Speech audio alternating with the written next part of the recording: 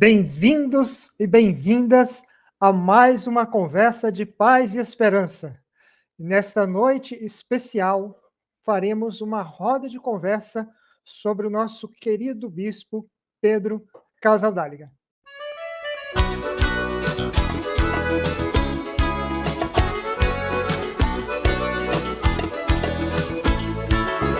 É bonita demais, é bonita demais, a mão de quem conduz a bandeira da paz. É bonita demais, é bonita demais, a mão de quem conduz a bandeira da paz.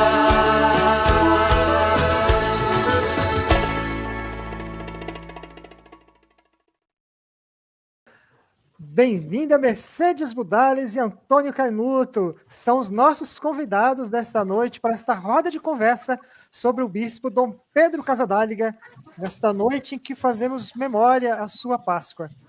Mercedes, deixa aí a sua saudação inicial às pessoas que estão nos acompanhando no Conversa de Paz e Esperança. Boa noite, é muito bom estar com vocês, longe e perto, mas estamos juntos e juntas, junto ao Pedro também. Com certeza.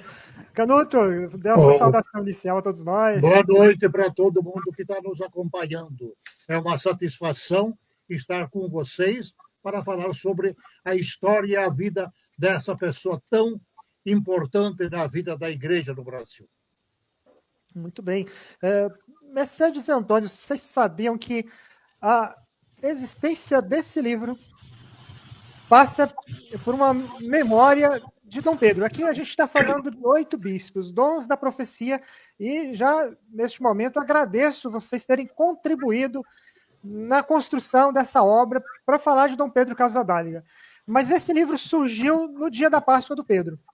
Naquele dia 8 de agosto, a gente com aqueles sentimentos aflorados, eu recebi a ligação do meu amigo Lúcio Marques, que é professor lá na Universidade do Triângulo Mineiro, professor de filosofia, fomos colegas quando estudamos na FAGE. E a gente conversando sobre Dom Pedro, das histórias que conhecíamos, também das experiências de convivência com o Pedro, e ele disse assim, Daniel, por que a gente não organiza um livro em que a gente fale do Pedro Casaldáliga, mas também fale de outros bispos da caminhada, porque é tão importante a gente trazer presente a memória desses bispos. E aí, conversando, eu falei, mas nós precisamos, nesse livro, trazer pessoas que tiveram uma convivência tão próxima com eles que seja, para nós, um verdadeiro testemunho espiritual. Eu cheguei a dizer na introdução desse livro, meus queridos, que as pessoas que escreveram nele mereceriam também ter um livro para serem homenageadas. E aqui eu começo justamente falando disso. Como você, Mercedes, e como você, Canuto, tem uma importância muito grande para essa igreja da caminhada, para essa igreja da profecia, e como vocês também deram um testemunho importante, trazem um testemunho da vida de Dom Pedro aqui para nós nesta noite, uma vez que vocês conviveram e foram irmãos de fé, irmãos de caminhada, e alguém que tomou café com eles juntos, e até uma hora ou outra deu um puxão de orelha nele, ou recebeu um puxão de orelha do Dom Pedro. São essas pessoas que a gente queria que escrevesse no livro. Muito obrigado por vocês terem aceitado o convite, não só para escrever, mas como também para estar aqui nessa noite. Mercedes, você chegou a dizer que Dom Pedro é um homem bom. Olha só, quando eu conversei com o bispo Pedro uma vez, ele que me apresentou a espiritualidade de Charles de Foucault. E ele disse que era muito importante, como eu na época, atuando como padre diocesano, eu disse assim, a gente conviver com outros padres da caminhada, se alimentar comunitariamente, juntos com outros padres. E eu fiquei assim meio receoso, que era movimento de espiritualidade e tal, aí ele disse assim, olha, para você ter ideia, nós também temos aqui um grupo de bispos maus, que a gente sempre se reúne. Eu acho que até é importante a gente ter feito um livro com 8 bispos, porque tem outros bispos nessa comunhão eclesial de uma igreja profética que deram seu testemunho de vida. E aí você não fala do bispo Pedro como um bispo mau, você fala dele como um bispo bom. Então, bispo Pedro, um homem bom. Fala para nós o que você tem para dizer sobre ele. Quem me fez pensar no Pedro como um homem bom foram 2 pessoas. O dia do sepultamento, chegando à Cascalheira, fizemos uma celebração, e um andarilho, um homem simples, pobre, estava ajoelhado nos pés do Pedro, nós esperando para poder celebrar. Ele ficou em pé, deu uma volta ao redor do corpo do Pedro e foi para um canto. Quando acabou a celebração, eu fui a conversar com ele, convidei a almoçar, e na conversa, quando estávamos falando do Pedro, ele repetiu, Pedro, um homem bom. Pedro, um homem bom.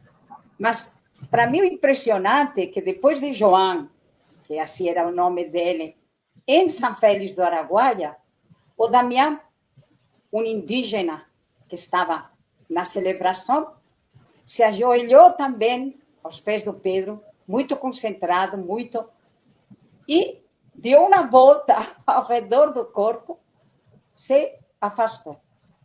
Quando, ao final da celebração, eu fui atrás dele, conversamos e tal, Pedro, um homem bom. Eu, depois de morar com ele tanto tempo, de escutar falar dele, nunca se me ocorreu pensar em um homem bom. A gente pensava ele como poeta, como... Era um revolucionário, um homem que enxergava longe. Eu sempre digo que quando ele voltava, nós íamos, em detalhes concretos. Aí, a origem deste nome, e muitas vezes que tentei acompanhar ao Pedro, sempre confirmando, um homem bom. Pedro era muito divertido. Ninguém fala também disso. Era um homem alegre, gostava de cantar. Lembro quando ele contava sobre, o Canuto deve saber muito bem, quando os militares entraram na casa da prelazia e seguraram todos eles lá, os militares colocavam nomes aos padres e aos agentes de pastoral. E quando eles falavam do palito elétrico, todo mundo sabia que falava do Pedro. Porque, além de magro, era um homem muito, muito ativo. Dentro de todas estas características, eu acho que considerar a radicalidade de vida dele é muito importante para conhecer o Pedro. Pedro era um homem austero, bem organizado. O quarto dele, todos nós ajudávamos em todo, na casa, nas pastorais, no que fazia falta, e o Pedro também. Agora, ele era muito cauteloso ao mesmo tempo. Era de uma pobreza radical. Eu não posso deixar de lembrar aquela poesia, não ter nada, não levar nada, não poder nada, não pedir nada, e de passagem, não matar nada, não calar nada, somente o evangelho com uma faca afiada. E aí vai. Então, outra das características deste homem bom era a poesia. Ele, várias vezes a gente escutou falar, não, eu não sou profeta, eu sou poeta e quero ser poeta. Ele duvidou se ser músico ou poeta, e disse que quando pensou que como missionário teria que carregar aparelhos para poder tocar, pensou, não, é melhor eu levar caneta e caderno e aí continuar escrevendo. Então, Pedro foi em todo radical. Não abria mão da pobreza, não abria mão do trabalho, viajava sempre de ônibus. Uma vez, um bispo falou para ele, Pedro, você perde muito tempo nessas viagens. Eu ouvi responder ao amigo bispo, esse tempo eu ganho. Escuto o povo que encontro, aprendo e experimento a dura realidade da vida de muita gente. E aí repetiu para o bispo, não leveis ouro, não leveis prata, nem cobre em vossos cintos. Era muito bom de memória, tanto para suas poesias, como principalmente para qualquer coisa levava ele a falar uma frase bíblica. Outra coisa que eu descobri no Pedro bem cedo era o observador que ele era. Tem uma poesia que foi a primeira que eu me apaixonou. Comadres de saias largas, de soltos cabelos cinza, da seca nos guarde Deus. Comadre chuva, bem-vinda. Para os compadres vistosa, respeitada até do sol. Vens por graça do divino, faltas por culpa de nós. Comadre assusta comadres que têm roupa no varal e tem meninos na rua e pintinhos no quintal. Visita da roda certa, comadre de papo bom, que puxas velhas histórias e acordas o violão. Risada louca na serra, cantiga mansa na rede. Comadre toda cheirosa, toda vestida de verde. Vocês me desculpam, mas que foi a poesia que eu mais li, lembrei, recitei na minha vida. Junto de todo isto estava o compromisso de missionário, radical. Chegou com o irmão Manuel, falam que ao começo foi muito difícil, que tiveram que virar principalmente em torno da saúde. Levaram muitos remédios de São Paulo e diz que, acompanhando as bulas, contava o Pedro, ajudaram a muita gente, que isso sempre foi. Eu cheguei em 1986 e me impressionou como as pessoas iam lá, pediam ajuda e sempre encontrávamos como ajudar elas. E o Pedro sempre nunca perdoou nada em favor da vida dos mais pobres. Tem muitas coisas que a gente podia falar do Pedro como missionário. Preocupou muito. Ele convidou a muitos jovens e pedia gente para ir junto. E abriram um ginásio estadual, que deu uma formação. É bonito escutar hoje os adultos, pais, vovós, falar das atividades daquele ginásio. Outra coisa muito bonita foram as campanhas missionárias, com 3 meses de trabalho em equipes, nos diferentes lugares onde eles moravam. E aí vem algo que o Canuto vai falar certamente, quando se publicou a Pastoral Denúncia, uma igreja da Amazônia em conflito com o latifúndio e a marginalização social. Carta que abriu os olhos a muitas pessoas e ganhou muitos inimigos. Foi algo assim bem marcante. Os que estávamos mais ou menos fora, escutávamos falar na contra do Pedro. Eu lembro minha mãe na Espanha, assustada com as notícias que vinham nos jornais. Enfim, o Conselho Indigenista Missionário, Comissão Pastoral da Terra, Pedro junto com Tomás Balduino e todos os agentes junto, era uma união, celebrávamos realmente nossos encontros, uns de formação, outros tínhamos retiro também uma vez no ano, e a formação era sempre nos 2 campos. A formação humana, de diferentes assuntos segundo a época, e a formação de espiritualidade bíblica, e que nos fazia rezar e estar juntos e juntas. As equipes da prelazia, até hoje, nos reunimos.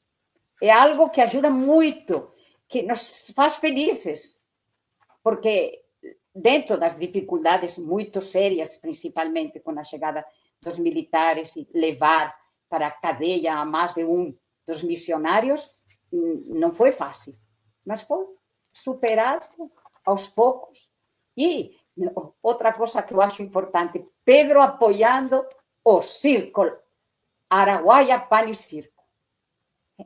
Quer dizer, dentro das atividades religiosas, humanas, tínhamos 20.000 saídas.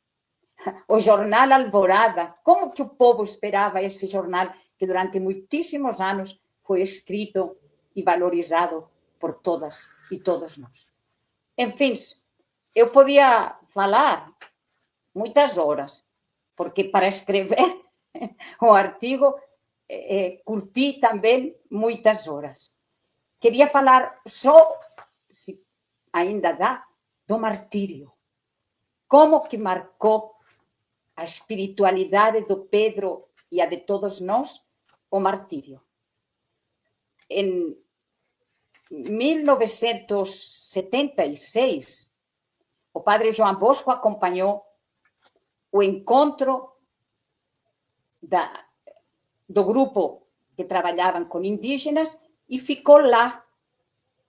Foi com o Pedro a Cascalheira, onde tinha, então era Ribeirão Cascalheira, que tinha festeja de Nossa Senhora da Assunção. Os policiais estavam ameaçando a umas mulheres para que falassem algo que elas nem sabiam, ou se sabiam, não podiam falar. Foram o Pedro e o padre João Bosco.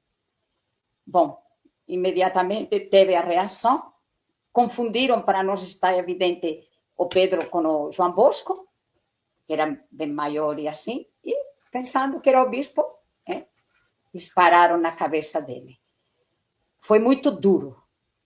Acompanharam, finalmente, levaram ia para Goiânia em avião, mas faleceu. E tudo isso nos movimentou, porque para nós é muito importante o compromisso, eu diria, cotidiano, com as populações indígenas, com as dificuldades que hoje temos da falta de terra por culpa de quem provoca as queimadas. Agora estão anunciando uns novos momentos de denúncia e não tem sido fácil. Foram anos muito difíceis e, ao mesmo tempo, anos que nos ajudaram a optar radicalmente pelo Evangelho. O Pedro nunca abriu mão. Um dia, Dom Erwin, bispo aí da Amazonas, me contou: Mercedes, estive 5:30 da manhã na capela. O Pedro estava ajoelhado, bem concentrado. Eu saí, não sei, seria mais ou menos 6:30, 6 horas. Quando voltei, depois de tomar café, o Pedro continuava lá. O homem de oração. Então, um homem bom. Não podia deixar de ser um homem bom. Conosco, com as mulheres, às vezes tínhamos brigas, por causa, não tínhamos geladeira. Não, até que a maior parte das casas de São Félix tenham geladeira, aqui não vai entrar na geladeira. Depois do almoço, saíamos com as panelas até o centro comunitário, íamos de bicicleta para colocar na geladeira, porque senão estragava com o calor que fazia. E na volta, outra vez. São detalhes pequenos, mas que faziam eco, realidade, o que se vivia naquela casa, ainda que muitas vezes éramos mal interpretados. Bom, eu toda a vida andei de Havaiana, o Pedro antes do que eu. Mas vocês sabem como se chamava a lambreta em São Félix do Araguaia? Prelazia, porque como todos íamos com Havaianas, eu entrei no supermercado com muitas pessoas para provar se era verdade ou não. Faz favor, vocês têm Havaiana? Não. Temos aqui esta e esta. Ah, mas espera aí. As prelazias. Sabiam o nome da lambreta da Havaiana como prelazia. Porque, a fim de contas, queriam dizer que não prestávamos nada. E foi tudo o contrário. Eu acho que a gente cresceu muito, se ajudou muito. Tem outros assuntos que eu gostaria de tocar, porque foram muito importantes. Como, por exemplo, a Pátria Grande. Para o Pedro, a Pátria Grande, na hora que ele se deu conta que era importante o jejum do esgoto, correu para lá, para Nicarágua, e durante muitos anos, sexta-feira, ele cumpria a sua promessa de jejum. Então, os pequenos detalhes do dia a dia. Com as mulheres, às vezes, tínhamos problemas, né? E respondíamos a ele. Um dia, estávamos tomando café, 6 horas da manhã, a tia Irene, o Pedro e a Mercedes. E aí a tia Irene falou, não sei o que mais. E aí o Pedro me olha e diz, Mercedes, veja aí, a tia Irene está ficando mal criada, responde. E eu falei, graças a Deus, Pedro, já era hora, porque não dá esse falar só os homens e nós ter que fazer só que os homens. Então, criávamos um ambiente muito próximo, muito sincero, e isso nos ajudou a viver. Eu só tenho que agradecer a Deus, mas fervorosamente, tudo que eu vivi, aprendi, hoje continuo tentando viver e fiel à prelazia. Quando me perguntam, em que igreja você participa? De onde que você é? Eu sou da prelazia de São Félix do Araguaia. Aqui em Goiânia, respondo assim. Outro dia respondi para o arcebispo João Justino, que está agora conosco. É algo que foi semeado e que cresceu e continua crescendo em amor, em paixão e em fidelidade a tudo que vivíamos no dia a dia. Não sei se você me dá licença a continuar com poesias. Então, Mercedes, olha que depoimento maravilhoso, assim, realmente você vai falando e parece que vai recuperando novas histórias, dá vontade de a gente ficar a noite toda aqui conversando a respeito da vida de Pedro Casaldáliga, porque são pequenas coisas que fazem a diferença desse homem bom que é Pedro Casaldáliga. Faça essa sua poesia, porque eu também estou curioso para ouvir o que o Antônio Canuto vai nos contar a respeito do Pedro. Passa para ele ou quer que finalize? Não, então, vamos fazer assim, eu vou chamar o Canuto para dar o seu depoimento, depois você vai trazer essa poesia do Pedro para nós. Falou. Canuto, eu quero comentar sobre o seu texto, mas quando eu li o seu texto, por incrível que pareça, eu lembrei do meu antigo arcebispo, Dom José Freire Falcão. Por que eu quero lembrar? Porque, assim, eu fui conhecer o Pedro Casaldáliga em 95, lá no Congresso Missionário Latino-Americano de Belo Horizonte, no CONLA. Eu estava aqui sentado na arquibancada do ginásio, onde aconteceu os grandes eventos do CONLA, e era uma celebração eucarística que estava acontecendo, com o cardeal Joseph Tonk, os bispos todos lá, e do meu lado tinha um senhor, sentado ali do meu lado, eu nem prestei atenção nele. De repente começou a chegar um monte de gente para pegar autógrafo do meu lado, estava incomodando, aí quando eu dei uma olhada assim, eu falei, caramba, é Dom Pedro Casaldáliga. E ele, de fato, não queria estar lá, né, de túnica, de mitra e etc e tal. Foi nesse contexto que eu conheci o Pedro pessoalmente. Depois teve outras oportunidades, mas antes disso, a primeira vez que eu ouvi falar do Pedro foi com o Dom Falcão, numa sala de conferências lá para um grupo de seminaristas, a gente estava começando o curso de filosofia, o Dom Falcão foi falar de uma experiência que ele teve com o bispo de São Félix do Araguaia. Ele disse que aquele lá era um modelo, um exemplo de bispo, que era próximo das pessoas, que dava testemunho de pobreza, e que era alguém extremamente comprometido com os pobres, e que esperava que os seus padres também se tornassem comprometidos com os pobres. É até estranho ouvir falar isso de um cardeal conservador. Mas ele disse que a experiência que ele teve com Pedro Casaldáliga foi uma experiência que marcou muito ele. E em que momento foi isso? Quando ele, arcebispo de Teresina, foi o indicado por Roma para inspecionar a prelazia para ver se o bispo estava envolvido com o comunismo. Ele chegou lá e o Pedro depois me contou isso, que o Dom Falcão foi bem recebido, que permitiu com que ele olhasse todos os documentos da prelazia, que ele olhasse tudo, e o Dom Falcão saiu impressionado com a vida de Dom Pedro. E aí no seu texto você diz que o Pedro Casaldáliga, na vida e na morte, sacode a igreja. Sacode bispos que são mais tradicionalistas, sacode cristãos leigos, que às vezes espera bispo cheio de indumentária, sacode religiosos, religiosas. Quando eu estava aí na prelazia, na Assembleia Povo de Deus, de 1998, um padrezinho lá de São Paulo quis colocar a sua túnica e estola. E o Pedro virou para ele e falou assim: por que, é que você está colocando a túnica e estola? Já tem um padre representando os ministros ordenados na celebração, não precisa de dois. Né? Canuto, fala do Pedro Casaldáliga, o que, é que você quis dizer com essa questão de um bispo que sacode a vida da igreja na vida e na morte? Pois é.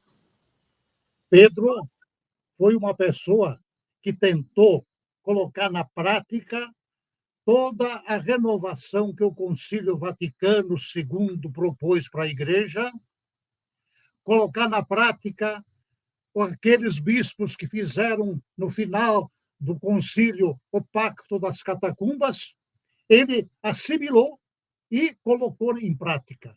Eu acho que é o único bispo que assumiu integralmente essa posição, né? Desde o momento da sua ordenação, que ele não aceitou nenhum daqueles distintivos que os bispos usam, mitra, báculo, escudo e não sei mais o quê, ele simplesmente, seguindo aquilo que os bispos lá no Pacto das Catacumbas diziam, que nós temos que romper com tudo isso para sermos fiéis ao Evangelho, né? Então, eu cheguei lá em São Félix no começo de agosto de 71, para visitar os professores do Ginásio Estadual do Araguaia, que era um grupo que vivia comigo em Campinas, em São Paulo. E, no sábado, dia 7 de agosto, o irmão Manuel, que tinha chegado da Espanha com o Pedro, foi ordenado padre por Dom Tomás. E no dia seguinte, Dom Tomás e toda a equipe pastoral se reuniu, porque Pedro tinha recebido a nomeação de bispo e a posição dele já tinha escrito até uma carta renunciando. Então, nessa reunião dos agentes de pastoral, padres, leigos, religiosos e tudo, né? O pessoal, e Dom Tomás insistindo também, ele acabou aceitando ser bispo, né?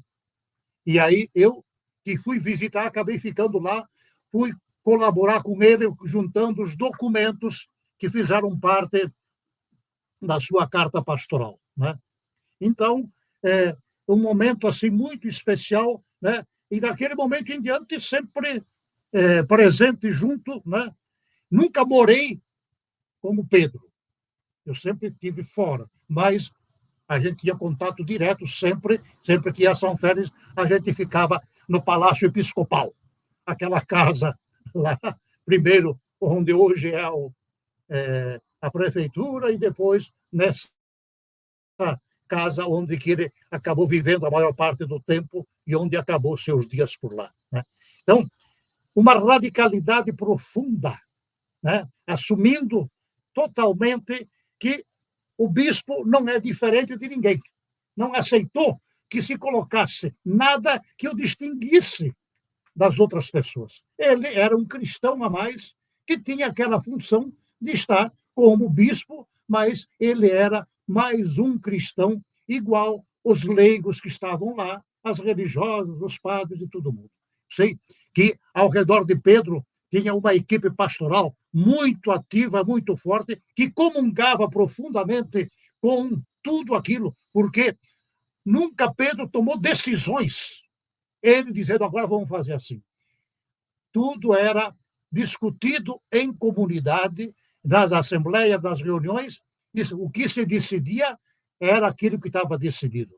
Várias vezes, nas discussões, a posição de Pedro não foi aprovada. Acontece que aí ele dizia, depois, ele assumia aquela posição que não era dele, ele dizia, nós decidimos. Então, a partir daquilo, nós decidimos desse jeito. Então, mesmo ele não concordando pessoalmente com aquela posição. Então, eu vejo a grande marca de Pedro é a coerência entre a palavra e a vida, coerência profunda, né? Que não se deixava abalar, né? Então, eu disse também que as três grandes marcas da vida de Pedro eram a fidelidade, a indignação e a rebeldia. Fidelidade era totalmente fiel ao Deus de todos os nomes, de todas as raças, de todas as línguas. Pedro tinha uma visão muito maior, não se deixava restringir por uma visão simplesmente da Igreja Católica, não. Ele aceitava, assumia, apoiava todas as manifestações de fé, né, que havia no mundo afora. E por isso ele era fiel ao Deus de todos os nomes, de todas as raças, de todas as línguas, de todas as gerações. Ele também foi fiel a Jesus Cristo. E por isso, o que na prelazia, o que nós tentávamos fazer era buscar a fidelidade ao Evangelho, tentando a gente se desfazer de tudo aquilo que a tradição eclesiástica foi acumulando, que não tem nada a ver com o Evangelho, que não tem nada a ver com a vida de Jesus, que não tem nada a ver com aquilo que as primeiras comunidades viveram. Então, a fidelidade a Jesus Cristo, no segmento dele, que está alicerçado e marcado e registrado nos evangelhos, né? E essa fidelidade provocava nele uma profunda indignação.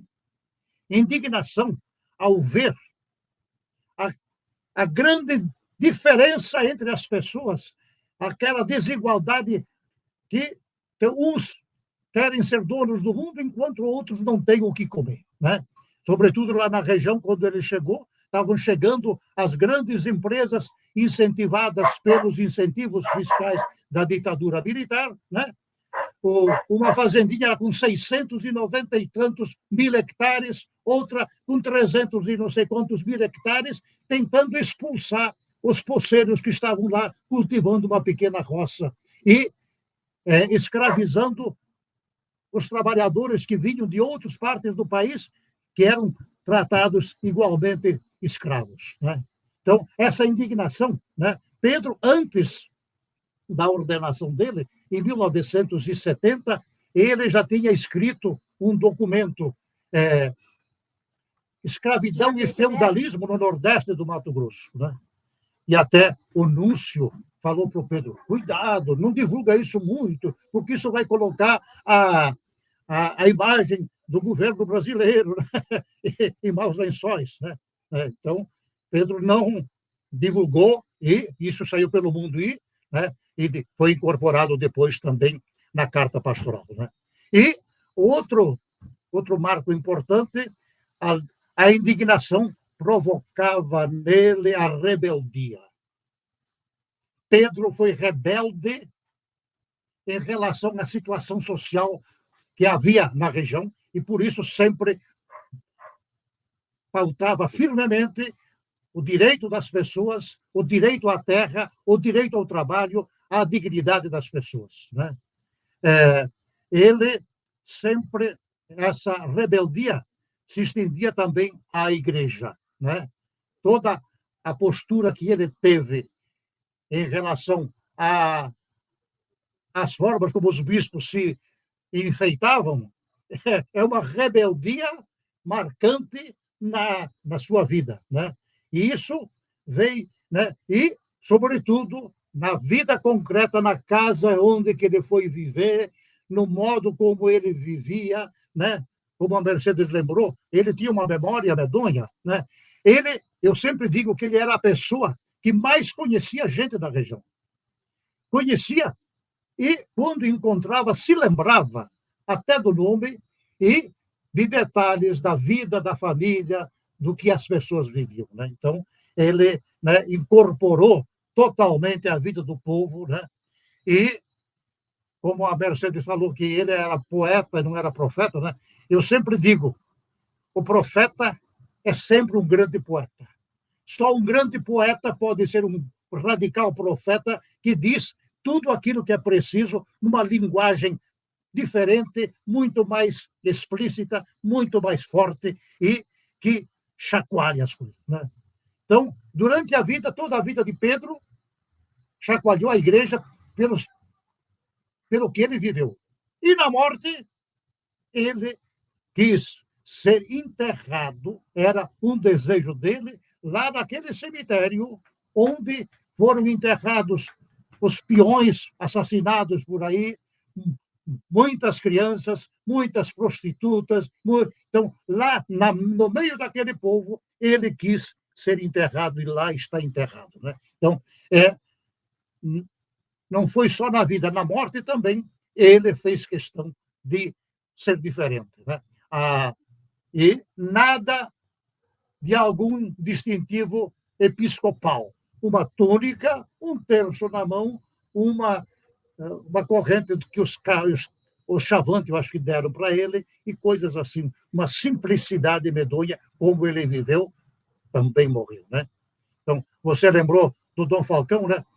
Que acho que em 77, o Dom Sigot acusou Pedro e Tomás de serem comunistas e provocou uma celeuma medonha. Aí o Vaticano acabou nomeando o Dom Falcão para ir fazer a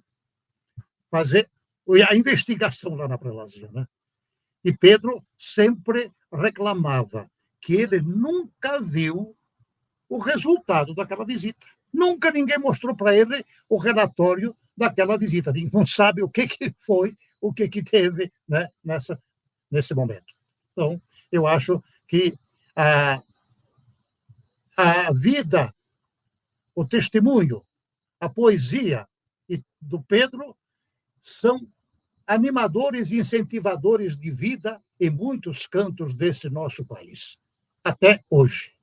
E imagino que eles ultrapassem. Eu sempre disse também, Pedro é muito mais que o bispo de São Félix. Ele ultrapassa os limites da prelazia, ultrapassa os limites da Igreja Católica, ultrapassa os limites do Brasil. Sua ação se estendeu, e a ação da prelazia se estendeu mundo afora. Né? Eu dizia lá, né, bom, o que nós fazemos aqui é muito pouco. É uma população muito pequena, perdida nesse mundão, né? Mas ela tem um valor muito maior, né? Porque ela atinge uma grande porção do mundo, né? Que encontra nessa ação que a prelazia realiza um modelo e um exemplo para ser perseguido pela Igreja toda. Eu acho que era isso. Muito, muito interessante, Canuto. Eu tenho conversado sempre com os autores desses textos e todas as vezes que a gente vai conversar a respeito desses profetas, bispos, não tem como a gente não ser tocado por uma grande emoção, principalmente ao se tratar de Pedro Casaldáliga. Eu também tive a honra de conhecê-lo pessoalmente, ter algumas conversas com ele, e elas marcam a minha vida até hoje. Impressionante. Você trazia essa memória de que ele não esquece o que conversou com as pessoas ou a história das pessoas. Todo 16 de fevereiro eu ligava para ele, né, para dar os parabéns pelo aniversário. E ele se lembrava sempre do que conversamos em 98, dos conselhos que ele me deu em 98, ele me cobrava. Impressionante. Bem, já conversamos por um bom tempo, queria conversar muito mais, mas já estamos chegando ao fim do nosso programa. Eu quero, antes de encerrar, convidar todas as pessoas que assinem o canal, né, esse Conversas de Paz e Esperança, nós trazemos todas as segundas-feiras, às 8 horas da noite, um bate-papo de 20, 30 minutos com alguém, para a gente conversar sobre algum tema importante. Então, vale a pena conhecer e participar com a gente dessas rodas de conversas que nós fazemos. E essa é uma noite especial da Páscoa de Pedro Casaldáliga. Fizemos um programa para conversar com Mercedes e com Antônio Canuto a respeito da vida de Dom Pedro Casaldáliga. As pessoas que quiserem também conhecer o livro, né, Profetas, Dons da Profecia, você pode adquirir, está passando o link aqui embaixo, pela editora FI. Não é um livro que visa lucro, portanto, você pode baixar gratuitamente o livro virtual, né, em PDF, para o seu computador, ler ele dessa forma digital. Agora, se você quiser o livro impresso, lá também tem um linkzinho que você pode encomendar, eles entregam na sua casa, tá bom? Bem, agora vamos ouvir as considerações finais. Agora eu vou fazer o inverso. O Antônio Canuto faz suas considerações finais e depois a Mercedes também deixa a sua mensagem final e conclui com essa poesia de Pedro Causadáliga para a gente concluir essa nossa noite maravilhosa de conversas de paz e esperança. Antônio Canuto. Eu quero agradecer essa oportunidade, né? E eu acho que o que falta para a igreja é conhecer a figura e a ação dessas pessoas para tentar se converter para uma aproximação, uma fidelidade mais radical ao Evangelho. Já houve quem caminhou por esse caminho. É preciso que muitos outros entrem por esse caminho. Sobretudo hoje, depois do inverno lascado que a igreja viveu nesses últimos tempos, né? Então, vamos encontrar nessas pessoas, na pessoa de Pedro, alguém que acenda uma luz por um caminho novo para a igreja do Brasil. Mercedes? Eu vou acrescentar um ponto. Pedro Liberdade. Quando, não sei, faz muitos anos, eu li uma poesia dele, El Hombre Nuevo. Faz muitos anos. Eu devia de estar na Espanha porque eu tenho anotado assim. E tinha um último refrão dirigido à mãe dele. Se me batizares outra vez um dia, com a água do pranto e da memória, com o fogo da morte e da glória, diz a Deus e ao mundo que me pusiste o nome de Pedro Liberdade. Realmente chegou assim, acaba de falar o Canuto, né? A todos e todas nós, este homem livre, com a liberdade de Jesus, como o vento que sopra onde quer. Continuemos as pegadas de Pedro e do Espírito e chegaremos um dia a curtir juntos e juntas. Agradeço a todos vocês por essa noite especial, pela presença não só de Mercedes e Antônio, mas de todos que nos acompanham aqui neste canal. Tenham todos uma boa noite e até o nosso próximo encontro. Boa noite.